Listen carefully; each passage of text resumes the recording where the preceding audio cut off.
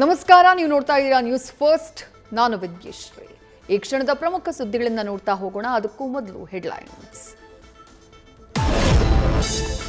ಭದ್ರಾ ಬಲದಂಡೆ ಕಾಮಗಾರಿ ವಿರೋಧಿಸಿ ದಾವಣಗೆರೆ ಬಂದ್ ಹಿನ್ನೆಲೆ ವಿದ್ಯಾನಗರದಲ್ಲಿ ಟೈರ್ಗೆ ಬೆಂಕಿ ಇಟ್ಟು ಆಕ್ರೋಶ.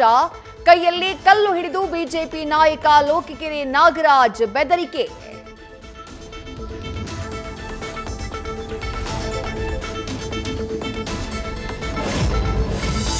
ಕೆಆರ್ಎಸ್ ಡ್ಯಾಂ ಒಳಹರಿವು ಹೊರಹರಿವು ಹೆಚ್ಚಳ. ನದಿ ಮಧ್ಯೆ ಇರುವಂತಹ ನಡುಗಡ್ಡೆ ಅರ್ಧದಷ್ಟು ಮುಳುಗಡೆ. ರಂಗನತಿಟ್ಟು ಪಕ್ಷಿಧಾಮದಲ್ಲಿ ಬೋಟಿಂಗ್ ವ್ಯವಸ್ಥೆಗೆ ನಿರ್ಬಂಧ.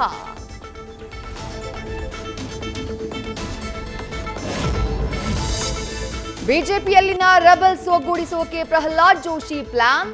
ಹೈಕಮಾಂಡ್ ಸೂಚನೆಯಂತೆ ಭಿನ್ನರ ಜೊತೆಗೆ back to back meeting. Aravind Limbavali ಮನವೊಲಿಸುವಲ್ಲಿ ಯಶಸ್ವಿ. ಉಳಿದ ಅಸಮಾಧಾನಿತರ ಜೊತೆಗೂ ಚರ್ಚೆಗೆ ಸಜ್ಜು.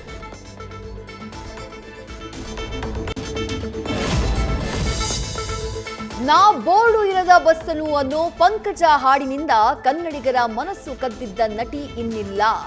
ಬಾಲಿವುಡ್ನ ಖ್ಯಾತ ನಟಿ ಶಫಾಲಿ ಜರಿವಾಲಾ ಕೊನೆಯುಸಿರು.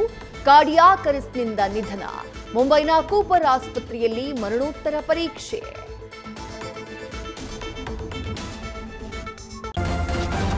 ನ್ಯೂಸ್ ಫಸ್ಟ್, ನಿರ್ಭೀತಿಯಿಂದ ನಿಮ್ಮ ಪರವಾಗಿ.